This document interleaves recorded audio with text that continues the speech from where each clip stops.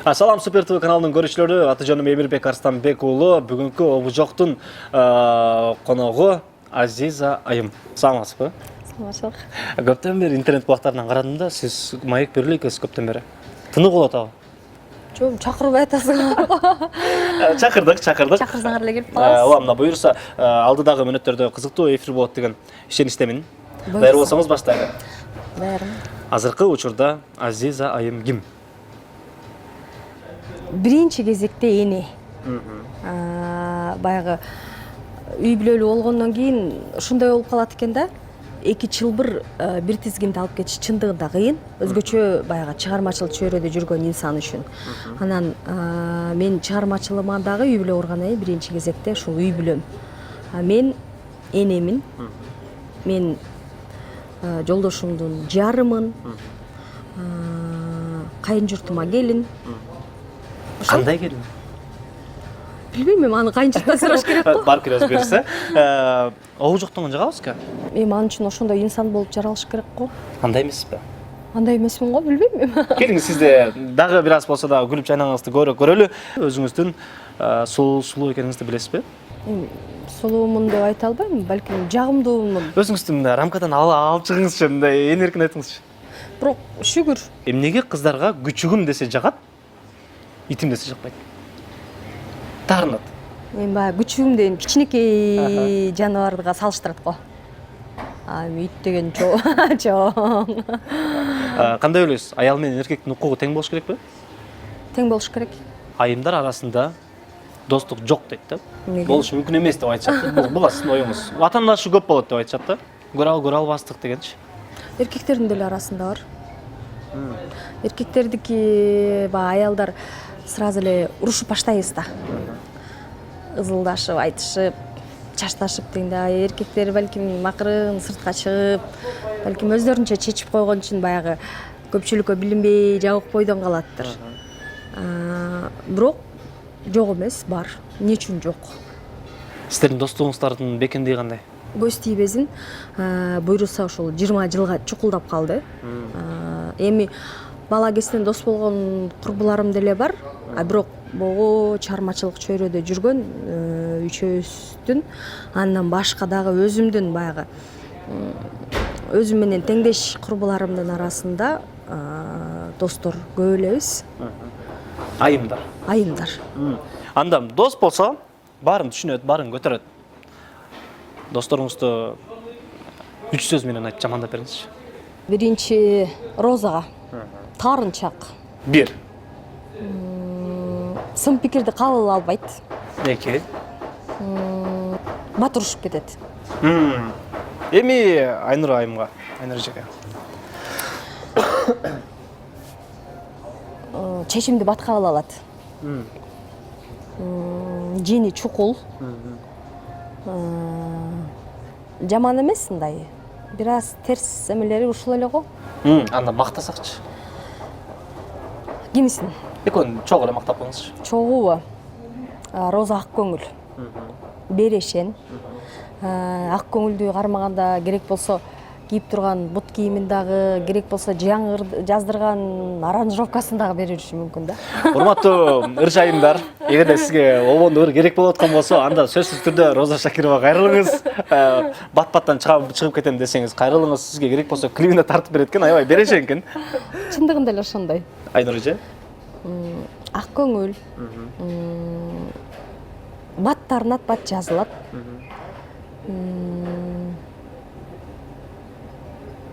Розага окшоп өтө берешен эмес. Жакшы. Эми айтыңызчы, эгерде сиз чиркей болсоңуз, кайсыл айымды чагат элеңиз? Биринчи Роза Шакирова, Айнура Салахиддинова, Айгүл Чалова. Жакындарын чакпайлап берейинчи. Макул, улан төрөс. Дайыма күлүп, суйкайып жүргөн Азиза ачуусу келгенде кандай болуп калат? Эми багы мен өзүм сыртыман билбейм да. Бирок жакындарымдын, досторумдун айтканына караганда мен жиним бетиме чыгып кетет экен да. Баягы настроением бузулуп, жиним келгенде эле резко бетим өзгөрүп калат экен. Эмне үчүн ырчылар токтогулдан көп чыгат? Андай эмес. Бул эме го мындай агым деп ойлойм да мен анычы. Баягы Токтогулдан болгону, Токтогул ырчылар деп убагында чоң ырчылар чыгып калып эле ошондон кийин Токтогулдан көп чыгып калды деп айтышат болуш керек. Көлдөн бар, Нарындан бар, Таластан бар, Оштон бар. Бул бир мезгилде эле мисалы Токтогулдан бир поколение көбүрөөк чыкты. Ошон үчүн Токтогулдан көбүрөөк чыкты. Бул андан эмес го. Инстаграм баракчаңызды карасак, тойдогу сүрөт айта бериңиз. Андай деле эмесмин дейин деп аткам да. Инстаграмдагы баракчаңызды карасак, тойдогу сүрөттөрүңүз, видеолоруңуз аябай көп экен да. Өзүңүздү реклама кылган жакшы көрөсүзбү? Эми азыр жашоонун талабы ошондой болуп калбадыбы? Биринчиден сөзсүз түрдө бул реклама, чын эле сен айткандай. Реклама кылабыз. Антпесе биз башка каяктан кылабыз? Телевидениедан кылыш үчүн акча төлөш керек, радиодон кетириш үчүн акча төлөш керек. Афиша чыгарып мен тойго кетип атам деген болбойт. Анан чындыгында бул рекламанын баягы бирден бир оңой жолу да. Анан той деп калдык. 4 мүнөттүк өрөңүз үчүн канча акча талап кыласыз? Бекерден баштап. Бекерден баштап канчага чейин? Ар кандай. Колунда бары чакырат. Колунда жогу чакырат. Кээде аталар же апалар чалып алып чакырышат. Ай балам, мен мынча пенсия алат элем. Мынчасын сага берейин. Келип бер кызым десе, анан кантип жок деп айтасың? Кээде эми тууган урукка сөзсүз түрдө баягы тыйыны жок эле кызмат кылабыз, ал турган иш да. Бирок тууган урук эмес, мындай бөтөн адамдар деле чын көңүлүнөн сени урматтап, сени сыйлап, чакырып атса, ак батасын берип атса, бекер эле барып беребиз. Анан кээде тамашалап күлүп калабыз да, кээде бекер барган жерлерге баягы ушунчалык чын жүрөгүңөн кызмат кыласың да. Үчөөбүз күлө беребиз да, ай, бекер келдик, ушунча ырдадык депчи, баягы 5-6 кээде 10 чактырга чейин, бир антрактка чейин бүткүчө ырдай беребиз да. Кээде жана акча төлөгөн жерде ар кандай болуп калат. 2 ырдап же 3 ырдап, өзүбүз күлөбүз, эми ар кандай адамдар бар да. Ошон үчүн бекерден баштап деп айтканым ошо да. Ырдап бүткөн соң акчаңызды сурай албай, туруп калган учур болду беле? Учур эмес, такай эле ошондой болот. Эмне кыласыз? Такай эле ошондой болот. Анан ары басып, бери басып мындай. Жок, эми унчукпай, айла жок, тиги музыкант балдардын жанында отура беребиз. Деп карап коюп, анан отурасың, кээде 1 саатка чейин отурган, 2 саатка чейин отурган убакыттар болуп калат да. Себеби баягы тойдун эзи той менен жүрүп, сени такыр унутуп калат. Баягы ырдап бүттү, кетип калды деген ой менен эсинен чыгарып коет да. Анан айла кеткенде анан тамада аркылуу айттырасың, же официанттар аркылуу айттырасың. Жеке мен мисалы сурай албайм да, акчамды берип коюңузчу депчи. Тойдун эзине барыпчы. Анан башкалар аркылуу сурап айттырамын. Анан эми баягы кээ бирлери бар, той баштала электер кирип барганда эле сеникин кутулуп коеюнчу деп берип койгондор бар да. Эми бирок андайлар 100дөн бир 5, балким 10 болушу мүмкүн. Калганы сөзсүз түрдө сен кызматыңды кылып бүткөндөн кийин анан акысын беребиз дегендер бар да. Ооба, жар ырын көп ырдап жүрөсүз. Караганда мындай сара эсеп салып көргөндөчү. Эми элестетсеңиз, 2 эркекти жар ырдап киргиз десе киргизет береңиз. Эми 2 эркек үйлөнбөйт да. Эми азыр заман ар кандай болуп баратпайбы? Кой эми. Кудай сактасын. Биз эми Кудай сактасын, эми баягы батышты тура эле. Батыштын аябай жакшы акча сунуш кылсачы. Ой, кой. Бир үй берем десе да андай болбойт да. Биринчиден андай мусулманчылыкта болбойт. Эми ал баягы бир мезгилде чыкты го бизде жанагындай трансвеститтерди закондоштурабыз, анан мыйзамдаштырабыз деп биздин аттуу баштуу эле инсандарыбыз чогуу кошулчу. Анан эми бул биринчиден биз мусулман мамлекет болгондон кийин, мусулман инсан болгондон кийин ал нерсе бизге жат көрүнүш эмес, такыр эле болбойт ал нерсечи. Кудай таалам аял эркек кылып жараттыбы? Аял эркек эле үйлөнсүн. Аны зачем?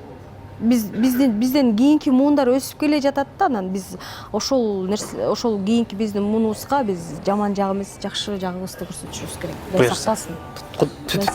Экөөбүздүн. Жакшы. Нерседен. Анан айтыңызчы, ырларыңызды унутуп калбаш үчүн тексттерин, сөздөрүн кайра кайталап ырдап турасызбы? Жазылуу. Үйдө эмеде чоң блокнотто жазылуу, кайра ырдайбыз.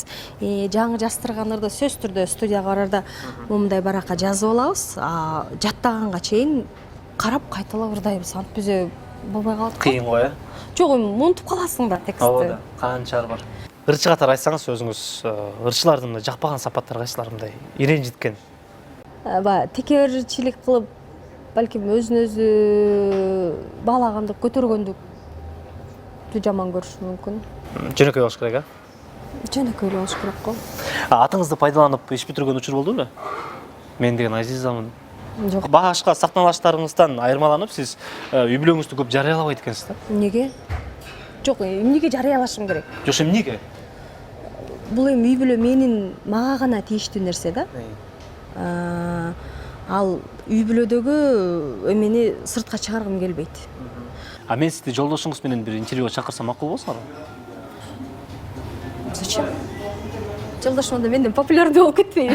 Жок, жөн гана отуруп эле бир аз маек куруп, мындай сүйлөшүп отурганда Билбейм, балким. жакын күндө чалам. Анан ар дайым сумкаңызда жүрөт, бирок колдонулбаган 3 буюмду айтып бериңизчи. Наушник. Помадам жүрөт, колдонбойм. Үйдөн боюнуп Унутуп чыгасыз, калам. ошол бойдон. Ооба, сумкамда жүрөт, бирок унутуп калам. Үчүнчүсү? Атырым бар, тоже колдонбойм. Сумкамда жүрөт, унутуп калам да. Жакшы. Анан бир күндө канча сумма коротосуз? Орто эсеп менен. Такыр коротпогон деле мезгилдер болот. Такыр эми ар кандай учурлар болот. Эми мисалы чыгып каяка барасың, ким менен жолугушасың, же эмне иш бүтүрөсүң, бүтүргөн ишиңе жараша, жолугушкан кишиңе жараша дегендей. Бир айда орто эсеп менен толук кандуу үй бүлөнү багыш үчүн канча сумма жетиштүү? Жок эле дегенде, мисалы жакшыраак тамак жеп, бул кийим кеч эмес, мисалы курсак үчүн эле жок дегенде эле минимум 20 000 сом сарпталат бир айга. Бул биздин үй бүлө үчүн да. Анан кийинки суроо мындай болсун, сиз ойлонуп туруп сүйлөйсүзбү же сүйлөп алып туруп ойлоносузбу? Кайсынысына киресиз? Шашканда сүйлөп коесуң. Анан уже сөз чыгып кеткенден анан деп ойлоносуң да. Ал эми мындай шашпай эме болгондо анда ойлонуп туруп сүйлөйсүң да. Эми баягы өзгөчө бир нерсени чечим кабыл аларда сөзсүз түрдө ойлоносуң. Сиз жалкоосузбу? Ал настроениеден көз каранды го. Чачыңызды жуганда элинип баран кестирип салган учур болдубу? Кыркып. Жогой. Жолук салынып алышым мүмкүн. Абадок тагынып алышым мүмкүн. Же шапка кийип алышым мүмкүн. Чачымды кыртырган эмесмин. Жакшы. Ырчылар элита, анан той ырчылар деп бөлүнөт экен да. Бул калп эмес. Ушинтип бөлүнөт да. Анан Аны өзүбүз эле эметебиз го. ошо сиз кайсынысына киресиз? Мен карапайым эле ырчымын. Элита эмесмин. Буга чейин обу жок 30 суроодо Азиз Мураджилаев актер 3 суроо калтырыңыз десек калтырды. Даярсыз, айта берейин. Анан мынтты. Мага телефон чала аласыңбы? Чалам? Чалам дедим го. Бирок номеримди бербе деди. Болсо чалсын, кайдан табат билбейм деди. Анан Качан чай ичебиз? Болот, азыр келсин. Обед ичели, курсак ачты дейм. анан үчүнчүсү болсо Экөөбүз таанышпызбы? Же тааныш эмеспизби? 2005-2006 жылы Сталбек Бактыоловдун калемине таандык Армандашым деген ыр жаздыргам да. Ошол ырда Азиз байке башкы ролду ойногон. Интернет булактарында бар. Биринчи жолу официалдуу түрдө Азиз байке менен ошондо таанышкам. кийинки коногубуз кайсыл деп айткан эмесмин да, ошон үчүн ушундай суроолорду калтырганда, эгерде мен сиздин атыңызды айта турган болсом, анда башкача суроо калтырмак болуш керек да. Балким. Эми айтыңызчы, кийинки келген коногубуз сизге да табышмак, көрүшүлгө дагы табышмак. Кандай суроолорду калтырасыз? Инстаграм менен орույбу? Инстаграм менен орույбу? Мырза болсо чачын боyoтобу? Боyoтту беле. Айым болсо кирпик жок жүрө алабы? Жасалма кирпик жок. Азыр көбөйүп кетти го. Коомдук транспортко түштү беле? Бүгүнкү күндө баасы канча? Сонун суроо болду. Чындыгында сизге чоң рахмат. алтындай убактыңызды бөлүп келип бергениңизге, үй бүлөңүз менен аман болуңуз, оорубаңыз. Чоң рахмат. Аман эсен болуңуз. Урматтуу Супер ТВ каналынын көрүүчүлөрү, сиздер менен бүгүнкү обу жок оту суроо берүүсүндө ырчы Азиза айым болду. Биз сиздер менен коштошпойбуз, кайрадан кийинки эфирден жолукканча.